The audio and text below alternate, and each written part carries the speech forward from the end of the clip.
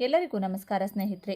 2026ರಲ್ಲಿ ಮಕರ ಸಂಕ್ರಾಂತಿಯನ್ನು ಜನವರಿ 15ರಂದು ಆಚರಿಸಲಾಗುತ್ತದೆ. ಇದು ವರ್ಷದ ಮೊದಲ ಪ್ರಮುಖ ಹಬ್ಬವಾಗಿದೆ. ಸಂಕ್ರಾಂತಿಯಂದು ಸೂರ್ಯ ಮಕರ ರಾಶಿಗೆ ಸಾಗಲಿದ್ದಾನೆ. ಹೀಗೆ ಮಕರ ರಾಶಿಗೆ ಸೂರ್ಯ ಸಂಚಾರವನ್ನು ಮಕರ ಸಂಕ್ರಾಂತಿ ಎಂದು ಕರೆಯಲಾಗುವುದು. ಈ ದಿನ ಜ್ಯೋತಿಷ್ಯದಲ್ಲೂ ತುಂಬಾ ವಿಶೇಷವಾಗಿದೆ. ಮೊದಲು ಪುತ್ರರನ್ನ ಹೊಂದಿರುವವರು ಇದನ್ನ ಮಾಡಲೇಬೇಕು, ಇಲ್ಲದಿದ್ದರೆ ಅನಾಹುತವಾಗುತ್ತದೆ. ಹಾಗಾಗಿ ನರದೃಷ್ಟಿ ಅನ್ನೋದು ಎಲ್ಲರಿಗೂ ಕೂಡ ತಗಲುತ್ತದೆ. ಆದರೆ ದೊಡ್ಡವರಿಗೆ ಹೋಲಿಸಿದರೆ ಪುಟ್ಟ ಮಕ್ಕಳಿಗೆ ದೃಷ್ಟಿಯಾಗುವುದು ಜಾಸ್ತಿ. ಅದರಲ್ಲೂ ಹೆಣ್ಣು ಮಕ್ಕಳಿಗಿಂತ ಗಂಡು ಮಕ್ಕಳು ನರದೃಷ್ಟಿಯಿಂದ ಹೆಚ್ಚು ಕಷ್ಟಪಡುತ್ತಾರೆ.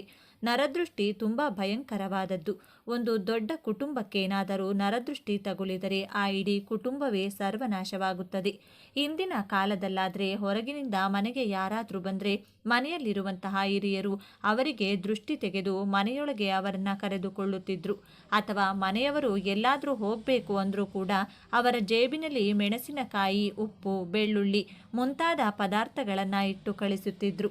ಮಕ್ಕಳಿಗೆ ಊಟ ತಿನ್ನಿಸಿದ ಮೇಲೆ ದೃಷ್ಟಿ ತೆಗೆಯುತ್ತಿದ್ರು. ಮಕ್ಕಳು ಎದ್ದ ತಕ್ಷಣ ಆಕಳಿಸುವಾಗ ಹೀಗೆ ಆಗಾಗ ದೃಷ್ಟಿ ತೆಗೆಯುತ್ತಲೇ ಇದ್ರು. ಆದರೆ ಇತ್ತೀಚಿನ ದಿನಗಳಲ್ಲಿ ಇದನ್ನೆಲ್ಲ ಯಾರೋ ಒಬ್ಬರೋ ಇಬ್ಬರು ಮಾತ್ರ ಫಾಲೋ ಮಾಡ್ತಿದ್ದಾರೆ ಅಷ್ಟೇ. ಹಿರಿಯವರು ಕೂಡ ಈಗ ಅದೆಲ್ಲ ಮೂಢನಂಬಿಕೆ ಅಂತ ತಳ್ಳಿ ಹಾಕ್ತಾ ಇದ್ದಾರೆ. ಇನ್ನು ಕಿರಿಯವರಿಗೆ ಇದೆಲ್ಲ ಗೊತ್ತೇ ಇಲ್ಲ ಬಿಡಿ. ಇಂತಹ ಪರಿಸ್ಥಿತಿಯಲ್ಲಿ ಪ್ರತಿಯೊಬ್ಬರೂ ಕೂಡ ನರದೃಷ್ಟಿಯನ್ನ ಮೈಮೇಲೆ ಹೊತ್ಕೊಂಡಿರ್ತಾರೆ. ಯಾರ ಕಣ್ಣಾದರೂ ಒಂದು ವೇಳೆ ಕುಟುಂಬದ ಮೇಲೆ ಬಿತ್ತು ಅಂದರೆ ಆ ಇಡೀ ಕುಟುಂಬವೆಲ್ಲ ಆರ್ಥಿಕ ಸಮಸ್ಯೆ, ಅನಾರೋಗ್ಯ ಸಮಸ್ಯೆ, ಆಸ್ತಿ ವಿವಾದಗಳು, ಗಂಡ ಹೆಂಡತಿ ಮಧ್ಯೆ ಕಲಹಗಳು, ಹೀಗೆ ಎಷ್ಟೋ ಸಮಸ್ಯೆಗಳನ್ನು ಅನುಭವಿಸಬೇಕಾಗುತ್ತದೆ. ಅದರಲ್ಲೂ ಮುಖ್ಯವಾಗಿ ಗಂಡು ಮಕ್ಕಳಿಗೆ ನರದೃಷ್ಟಿ ಹೆಚ್ಚಾಗಿರುತ್ತದೆ. ಹಾಗಾಗಿ ಎಲ್ಲರೂ ನರದೃಷ್ಟಿಯವರನ್ನು ನೋಯಿಸದಿರಲು ಹೆಚ್ಚು ಜಾಗೃತಿಗಳನ್ನು ತೆಗೆದುಕೊಳ್ಳಬೇಕು. ಇಲ್ಲದಿದ್ದರೆ ಸುಖ ಸುಮ್ಮನೆ ಕಷ್ಟಗಳನ್ನು ಅನುಭವಿಸಬೇಕಾಗುತ್ತದೆ. ದೃಷ್ಟಿ ಯಾವ ರೀತಿ ತೆಗೆದುಕೊಳ್ಬೇಕು, ಹಾಗೆ ದೃಷ್ಟಿಯ ಬಗ್ಗೆ ಇರುವಂತಹ ಕೆಲವು ಅನುಮಾನಗಳನ್ನು ಕೂಡ ಈ ವಿಡಿಯೋದಲ್ಲಿ ಬಗೆಹರಿಸ್ತೀನಿ. ಆದರೆ ಅದಕ್ಕೂ ಮುಂಚೆ ನೀವಿನ್ನು ನಮ್ಮ ಚಾನಲ್ನ ಸಬ್ಸ್ಕ್ರೈಬ್ ಮಾಡಿಕೊಂಡಿಲ್ಲ ಅಂದರೆ ಖಂಡಿತ ಈಗಲೇ ಸಬ್ಸ್ಕ್ರೈಬ್ ಮಾಡ್ಕೊಳ್ಳಿ. ಹಾಗೆ ಈ ವಿಡಿಯೋ ಇಷ್ಟ ಆದರೆ ಮರೆಯದೆ ಒಂದು ಲೈಕ್ ಕೊಡಿ. ಸ್ನೇಹಿತರೆ, ನಾವು ಜೀವನದಲ್ಲಿ ಬೆಳೀತಾ ಇದ್ದೀವಿ ಅಂದರೆ ಕೆಲವರು ನಮ್ಮ ಏಳಿಗೆಯನ್ನು ಸಹಿಸಲಾಗದೆ ಮನಸ್ಸಲ್ಲಿ ಹೊಟ್ಟೆ ಹುರಿ ಅಸೂಯೆಯನ್ನು ಪಡ್ತಾರೆ. ಅಂಥವರ ಕಾರಣದಿಂದ ನಮಗೆ ನರದೃಷ್ಟಿ ತಗುಲುತ್ತದೆ. ನರದೃಷ್ಟಿಯಾಗಿದೆ ಎಂದು ಕಂಡುಹಿಡಿಯುವ ಸುಲಭ ಉಪಾಯ ಏನೆಂದರೆ, ನಿಮ್ಮ ಮನೆಯಲ್ಲಿ ಯಾರಿಗಾದರೂ ನರದೃಷ್ಟಿಯಾಗಿದೆ ಅಂದರೆ ಅವರಿಗೆ ಆಗಾಗ ತಲೆನೋವು ಬರುತ್ತಿರುತ್ತದೆ. ಎಷ್ಟು ಮಾತ್ರೆ ತಿಂದರೂ ಕೂಡ ತಲೆನೋವು ಕಡಿಮೆಯಾಗಲ್ಲ. ಹಾಗೆ ಮೈಯಲ್ಲಿ ಏನೋ ಒಂದು ಥರ ಇರೋದು, ವಾಂತಿ ಭೇದಿಯಾಗೋದು, ಯಾವಾಗಲೂ ಸುಸ್ತಾಗಿರೋದು, ಶಕ್ತಿ ಕಳೆದುಕೊಂಡಂತೆ ಫೀಲ್ ಆಗ್ತಾರೆ. ಸಾಮಾನ್ಯವಾಗಿ ಹುಷಾರಿಲ್ಲ ಅಂದಾಗ ಈ ಎಲ್ಲ ಸಮಸ್ಯೆಗಳು ಕೂಡ ಬರುತ್ತದೆ. ನಾವು ಮದ್ದು ತೆಗೆದುಕೊಂಡ್ರೆ ಒಂದೆರಡು ದಿನಗಳಲ್ಲಿ ಸರಿ ಹೋಗುತ್ತದೆ. ಆದರೆ ನರದೃಷ್ಟಿ ತಗುಲಿದವರಿಗೆ ಪ್ರತಿದಿನ ಇದೇ ರೀತಿ ಇರುತ್ತೆ. ಎಷ್ಟು ಮದ್ದು ಮಾತ್ರೆ ತೆಗೆದುಕೊಂಡ್ರೂ ಕೂಡ ಪ್ರಾಬ್ಲಮ್ ಮಾತ್ರ ಹೋಗಲ್ಲ. ಅಂತಹ ಸಮಯದಲ್ಲಿ ಅವರಿಗೆ ನರದೃಷ್ಟಿಯಾಗಿದೆ ಎಂದು ನೀವು ತಿಳಿದುಕೊಳ್ಬೇಕು. ಮುಖ್ಯವಾಗಿ ಪುಟ್ಟ ಮಕ್ಕಳಿಗೆ, ಅದರಲ್ಲೂ ಗಂಡು ಮಕ್ಕಳಿಗೆ ಹೆಚ್ಚಾಗಿ ನರದೃಷ್ಟಿ ತಗುಲುತ್ತದೆ. ಮಕ್ಕಳಿಗೆ ನರದೃಷ್ಟಿಯಾಗಿದ್ದರೆ ಹೊಟ್ಟೆ ನೋವು ಬರೋದು, ಆಗಾಗ ಜ್ವರ ಬರೋದು, ಆರೋಗ್ಯ ಕೆಡೋದು, ಯಾವಾಗಲೂ ಕಿರಿಕಿರಿ ಮಾಡೋದು, ಅಳೋದು ಮಾಡ್ತಾ ಇರ್ತಾರೆ. ಮನೆಯಲ್ಲಿ ಪುಟ್ಟ ಮಕ್ಕಳಿದ್ರೆ, ಅದರಲ್ಲೂ ಮುಖ್ಯವಾಗಿ ಗಂಡು ಮಕ್ಕಳಿರುವಂಥ ಪ್ರತಿ ತಾಯಂದಿರು ಕೂಡ ಪ್ರತಿ ಅಮಾವಾಸ್ಯೆ ಹಾಗೂ ಹುಣ್ಣಿಮೆಗೆ ಅಥವಾ ಚಂದ್ರಗ್ರಹಣ ಸಮಯದಲ್ಲಿ ಅವರಿಗೆ ದೃಷ್ಟಿ ತೆಗಿಲೇಬೇಕು. ನಾನಿಲ್ಲಿ ಗಂಡು ಮಗುವಂತ ಪ್ರತಿ ಸಲ ಹೇಳ್ತಿರೋದಕ್ಕೆ ತಪ್ಪು ತಿಳ್ಕೊಬೇಡಿ. ಹೆಣ್ಣು ಮಕ್ಕಳಿಗೂ ಕೂಡ ದೃಷ್ಟಿಯಾಗುತ್ತದೆ. ಆದರೆ ಗಂಡು ಮಕ್ಕಳಿಗೆ ಹೆಚ್ಚಾಗಿ ದೃಷ್ಟಿ ಬೀಳುತ್ತದೆ. ಹಾಗೆ ಅವರಿಗೆ ಆ ದೃಷ್ಟಿ ತೆಗೆದುಕೊಳ್ಳುವಂತಹ ಶಕ್ತಿ ಅಷ್ಟೊಂದಿರುವುದಿಲ್ಲ. ಹಾಗಾಗಿ ಒತ್ತಿ ಒತ್ತಿ ಗಂಡು ಮಕ್ಕಳು ಅಂತ ಹೇಳ್ತಾ ಇದ್ದೀನಿ ಅಷ್ಟೇ. ಹೆಣ್ಣು ಮಕ್ಕಳಿಗೂ ಕೂಡ ತಪ್ಪದೇ ದೃಷ್ಟಿ ತೆಗೆಯಿರಿ.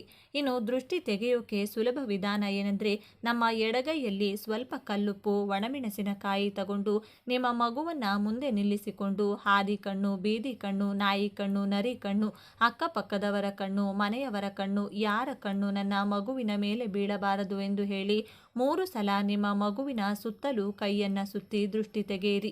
ದೃಷ್ಟಿ ತೆಗೆದ ಉಪ್ಪನ್ನು ಯಾರೂ ತುಳಿಯದೇ ಇರುವಂತಹ ಜಾಗದಲ್ಲಿ ಎಸೆಯಿರಿ. ಇನ್ನು ಮನೆ ಚೆನ್ನಾಗಿದೆ ಅಂದರೆ, ಕ್ಲೀನ್ ಆಗಿದೆ ಅಂದರೆ, ದೊಡ್ಡದಾಗಿದೆ ಅಂದರೆ, ಸ್ವಂತ ಮನೆ ಇದೆ ಅಂದರೆ ದೃಷ್ಟಿ ಬೀಳೋದು ಕಾಮನ್. ಅಕ್ಕಪಕ್ಕದ ಮನೆಯವರ ಕಣ್ಣು ಅಥವಾ ಬಂಧುಗಳು, ಸ್ನೇಹಿತರ ಕಣ್ಣು ನಿಮ್ಮ ಮನೆ ಮೇಲೆ ಬಿದ್ದರೆ ನಿಮ್ಮ ಕುಟುಂಬದಲ್ಲಿ ಸಮಸ್ಯೆಗಳು ಶುರುವಾಗುತ್ತದೆ. ನೀವು ಅದುವರೆಗೂ ಸಂಪಾದಿಸಿದಂಥ ಹಣವೆಲ್ಲವೂ ಖಾಲಿಯಾಗುತ್ತದೆ. ಕುಟುಂಬದಲ್ಲಿ ಅನಾರೋಗ್ಯ ಸಮಸ್ಯೆಗಳು ತಲೆ ಎತ್ತುತ್ತದೆ. ನರದೃಷ್ಟಿಯನ್ನು ಪೂರ್ತಿಯಾಗಿ ನಿವಾರಿಸಲು ಸಾಧ್ಯವಾಗುವುದಿಲ್ಲ. ಆದರೆ ಕೆಲವು ಪರಿಹಾರಗಳನ್ನು ಮಾಡಿಕೊಳ್ಳೋದ್ರಿಂದ ಅದನ್ನು ಕಡಿಮೆ ಮಾಡಿಕೊಳ್ಳಬಹುದು. ನಮ್ಮ ಕುಟುಂಬದಲ್ಲಿ ಸಂತೋಷ ಚಿಗುರಬೇಕು ಅಂದರೆ ನಮ್ಮ ಮನೆಯಲ್ಲಿರುವಂಥ ನರದೃಷ್ಟಿ ಮೊದಲು ಹೋಗಬೇಕು. ನಮ್ಮ ಮನೆಯಲ್ಲಿರುವಂತಹ ದರಿದ್ರ ಯಾವಾಗ ಹೊರಟು ಹೋಗ್ತದೋ ಆಗಲೇ ನಮ್ಮ ಮನೆಗೆ ಹಣ ಬರೋಕೆ ಶುರುವಾಗುತ್ತದೆ. ಹಾಗಾಗಿ ಪ್ರತಿಯೊಬ್ಬರೂ ಅವರವರ ಮನೆ ಮುಂದೆ ತಪ್ಪದೆ ಒಂದು ಕುಂಬಳಕಾಯಿ ಕಟ್ಟಿಕೊಳ್ಬೇಕು. ಮನೆ ಮುಂದೆ ಕುಂಬಳಕಾಯಿ ಕಟ್ಟಿದರೆ ಕಾಲಭೈರವ ನಮ್ಮ ಮನೆಗೆ ರಕ್ಷಣೆಯಾಗಿರ್ತಾರೆ. ನಮ್ಮ ಮನೆಗೆ ಯಾರಾದರೂ ಬಂದಾಗ ಮನೆಯೊಳಗೆ ಬರುವುದಕ್ಕೂ ಮುಂಚೆ ಅವರಿಗೆ ಮನೆ ಮುಂದೆ ಕಟ್ಟಿರುವಂಥ ಕುಂಬಳಕಾಯಿ ಕಾಣಿಸಬೇಕು.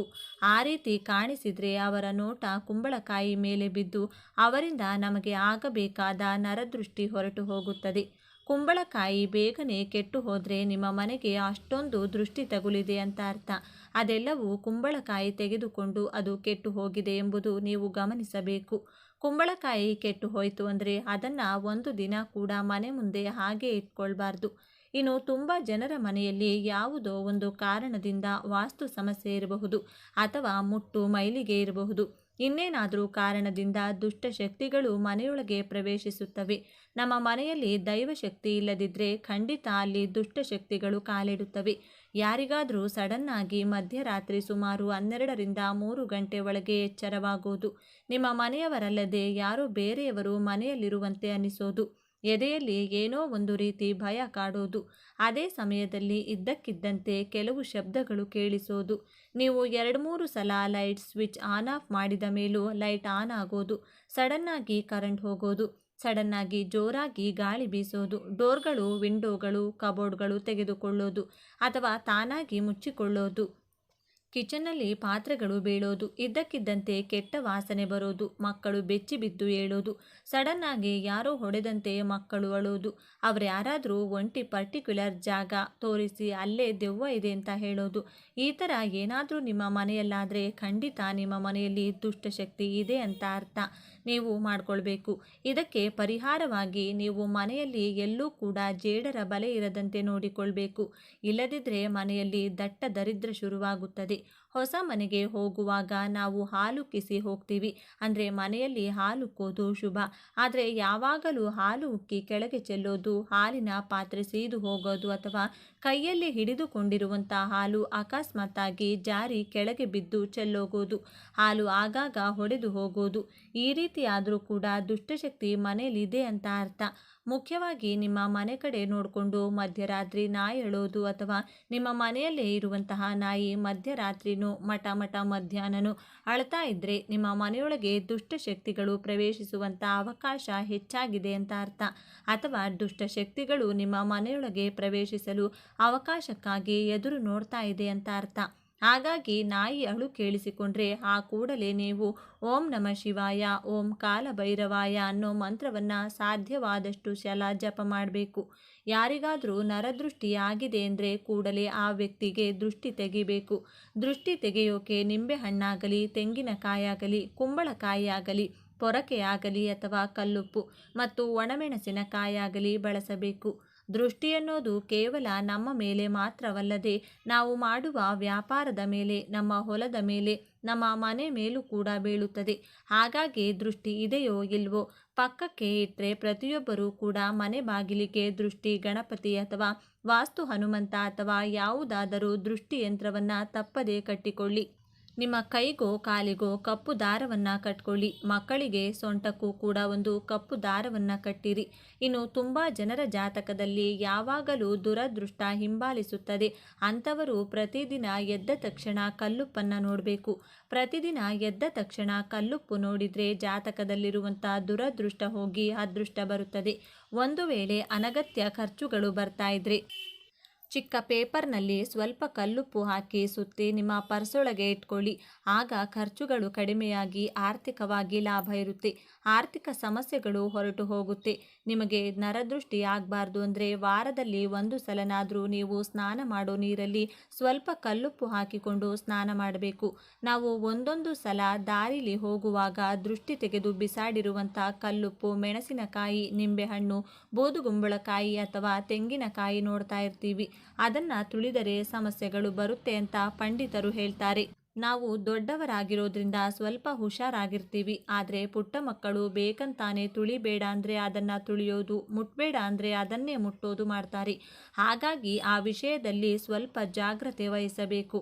ಒಂದು ವೇಳೆ ಮಗು ಅದನ್ನು ಮುಟ್ಟಿದ್ರೆ ಮಗುವನ್ನು ಮನೆಗೆ ಕರೆತಂದ ತಕ್ಷಣ ಅವರಿಗೆ ಸ್ವಲ್ಪ ಉಪ್ಪಾಕಿರುವಂಥ ನೀರಿಂದ ಸ್ನಾನ ಮಾಡಿಸಬೇಕು. ಅದರ ನಂತರ ಸ್ವಲ್ಪ ಕಲ್ಲುಪ್ಪು, ಒಣಮೆಣಸಿನಕಾಯಿಯಿಂದ ಮಗುವಿಗೆ ದೃಷ್ಟಿ ತೆಗೆದು ಅದನ್ನು ಹೊರಗಡೆ ಬಿಸಾಡಬೇಕು. ನಾವು ನಮ್ಮ ಮಗುವಿಗಾಗಲಿ ಅಥವಾ ಮನೆ, ವ್ಯಾಪಾರ ಎಲ್ಲಾದರೂ ದೃಷ್ಟಿ ತೆಗೆದ್ರೆ ಅದನ್ನು ಬೇರೆಯವರು ತುಳಿಯುವಂತಹ ಕಡೆ ಹಾಕಬೇಕು ಅಂತೇನಿಲ್ಲ. ದೃಷ್ಟಿ ತೆಗೆದ್ರೆ ದೃಷ್ಟಿ ಹೊರಟು ಹೋಗುತ್ತೆ. ಆದರೆ ಕೆಟ್ಟ ಮನಸ್ಥಿತಿ ಇರುವಂಥ ಜನರು ಅವರ ದೃಷ್ಟಿ ಬೇರೆಯವರಿಗೆ ಹೋಗಲಿ ಅನ್ನೋ ಕೆಟ್ಟ ಭಾವನೆಯಿಂದ ಜನ ತುಳಿಯುವಂಥ ಕಡೆ ಅದನ್ನು ಎಸಿತಾರೆ. ಆ ಪದಾರ್ಥಗಳಲ್ಲಿ ದುಷ್ಟಶಕ್ತಿಗಳು ಸೇರಿಕೊಳ್ಳೋದ್ರಿಂದ ನಾವು ಅದನ್ನು ತುಳಿದ್ರೆ ನಮಗೆ ಸಮಸ್ಯೆಗಳು ಶುರುವಾಗುತ್ತದೆ. ಹಾಗಾಗಿ ನಮಗೆ ಸರಿ ಹೋಗಬೇಕು ಅಥವಾ ಒಳ್ಳೆಯದಾಗಬೇಕು ಅಂದುಕೊಳ್ಳೋದು ತಪ್ಪಲ್ಲ. ಆದರೆ ಬೇರೆಯವರಿಗೆ ಕೆಟ್ಟದಾಗಬೇಕು, ಅವರು ಹಾಳಾಗಬೇಕು ಅಂದ್ಕೊಳ್ಳೋದು ತುಂಬ ತಪ್ಪು. ಹಾಗಾಗಿ ನೀವು ದೃಷ್ಟಿ ತೆಗೆದ್ರೆ ಜನರು ತುಳಿಯದಿರುವಂತಹ ಕಡೆ ಬಿಸಾಡಿ ಅಥವಾ ನೀರಿನಲ್ಲಿ ಹಾಕ್ಬಿಡಿ. ಇದರಿಂದ ನಿಮ್ಮ ಸಮಸ್ಯೆನೂ ಹೋಗುತ್ತೆ, ಬೇರೆಯವರಿಗೆ ನಿಮ್ಮ ಸಮಸ್ಯೆ ಬರಲ್ಲ. ಹೆಂಗಸರನ್ನ ಮಹಾಲಕ್ಷ್ಮಿ ಜೊತೆ ಹೋಲಿಕೆ ಮಾಡ್ತಾರೆ. ನಿಮ್ಮ ಮನೆಯಲ್ಲಿ ಹೆಂಗಸರು ಅಳ್ತಾ ಇದ್ರೆ ಮಹಾಲಕ್ಷ್ಮಿ ಹೊರಟು ಹೋಗ್ತಾಳೆ. ದರಿದ್ರ ದೇವತೆ ಮನೆಯೊಳಗೆ ಹೆಜ್ಜೆ ಇಡ್ತಾಳೆ. ಹಾಗಾಗಿ ನಿಮ್ಮ ಮನೆಯ ಮಹಾಲಕ್ಷ್ಮಿಯನ್ನ ಯಾವಾಗಲೂ ಸಂತೋಷವಾಗಿ ನೋಡ್ಕೊಳ್ಳಿ. ಪುಟ್ಟ ಮಕ್ಕಳು ಮಲಗಿರುವಾಗ ಅದು ಎಷ್ಟು ಮುದ್ದಾಗಿದೆ, ಎಷ್ಟು ಚೆನ್ನಾಗಿ ಮಲಗಿದೆ ಅಂತ ತಾಯಿ ಅಥವಾ ಮನೆಯವರು ಮಗುವನ್ನೇ ನೋಡ್ತಾ ಅದಕ್ಕೆ ದೃಷ್ಟಿ ತಾಕಬಾರದು ಅಂತ ಮಲಗಿರೋ ಮಗುಗೆ ದೃಷ್ಟಿ ತೆಗಿತಾರೆ.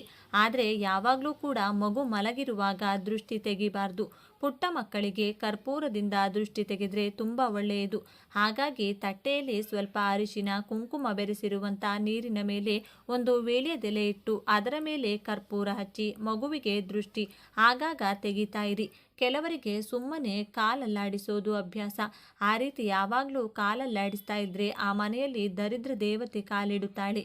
ಹಾಗಾಗಿ ಆ ಅಭ್ಯಾಸ ಇದ್ರೆ ಬಿಟ್ಟು ಬಿಡಿ. ಮನೆಯಲ್ಲಿ ಸುಖ ಸಂತೋಷ ಇರಬೇಕು ಅಂದರೆ ಒಂದು ಗಾಜು ಬಟ್ಟಲಿನಲ್ಲಿ ಕಲ್ಲುಪ್ಪು ಹಾಕಿ ನಿಮ್ಮ ಮನೆಯ ಈಶಾನ್ಯ ದಿಕ್ಕಿನಲ್ಲಿ ಇಟ್ಟು ಬಿಡಿ. ಒಂದು ವೇಳೆ ಮನೆಯಲ್ಲಿ ಜಾಸ್ತಿ ನೆಗೆಟಿವ್ ಎನರ್ಜಿ ಇದೆ ಅಂತ ನಿಮಗೆ ಅನಿಸಿದರೆ ಪ್ರತಿ ಕೋಣೆಯಲ್ಲಿ ಬಾತ್ರೂಮ್ ಕೂಡ ಸೇರಿ ಎಲ್ಲ ಕಡೆನೂ ಒಂದೊಂದು ಚಿಕ್ಕ ಗಾಜು ಬಟ್ಟಲಲ್ಲಿ ಸ್ವಲ್ಪ ಸ್ವಲ್ಪ ಕಲ್ಲುಪ್ಪು ಹಾಕಿ ಇಟ್ಟು ಬಿಡಿ. ಇದನ್ನು ಪ್ರತಿ ತಿಂಗಳು ಬರುವಂಥ ಅಮಾವಾಸ್ಯೆ ಅಥವಾ ಹುಣ್ಣಿಮೆ ಎಂದು ತೆಗೆದು ನೀರಲ್ಲಿ ಅಥವಾ ಯಾರೂ ತುಳಿಯದೇ ಇರುವಂತಹ ಕಡೆ ಎಸೆದು ಹೊಸದಾಗಿ ಮತ್ತೆ ಕಲ್ಲುಪ್ಪು ತುಂಬಿಟ್ಕೊಳ್ಳಿ. ಇದರಿಂದ ನಿಮ್ಮ ಮನೆಯಲ್ಲಿ ದೃಷ್ಟಿದೋಷ ಇರಲ್ಲ, ನೆಗೆಟಿವ್ ಎನರ್ಜಿ ಕೂಡ ಹೊರಟು ಹೋಗುತ್ತದೆ. ಆಗಾಗ ಮನೆಯಲ್ಲಿ ಧೂಪ ಹಾಕ್ತಾ ಇರಿ. ಧೂಪದಲ್ಲಿ ಬೇವಿನ ಎಲೆಗಳನ್ನು ಬಳಸಿ ಮನೆ ಬಾಗಿಲಿಗೆ ಬೇವಿನ ಎಲೆಗಳನ್ನು ಕಟ್ಕೊಳ್ಳಿ. ಇದೆಲ್ಲ ಕೂಡ ನಕಾರಾತ್ಮಕ ಶಕ್ತಿಯನ್ನು ಮನೆಯಿಂದ ಓಡಿಸೋಕೆ ಸಹಾಯ ಮಾಡುತ್ತದೆ. ಈ ವಿಡಿಯೋ ನಿಮಗೆ ಇಷ್ಟ ಆದರೆ ಲೈಕ್ ಮಾಡಿ, ಶೇರ್ ಮಾಡಿ. ಇಂತಹ ಹೆಚ್ಚಿನ ಉತ್ತಮ ಮಾಹಿತಿಗಳಿಗಾಗಿ ತಪ್ಪದೇ ನಮ್ಮ ಚಾನಲ್ನ ಸಬ್ಸ್ಕ್ರೈಬ್ ಮಾಡ್ಕೊಳ್ಳಿ. ನಾಳೆ ಮತ್ತೊಂದು ವಿಡಿಯೋದೊಂದಿಗೆ ಪುನಃ ಭೇಟಿಯಾಗೋಣ.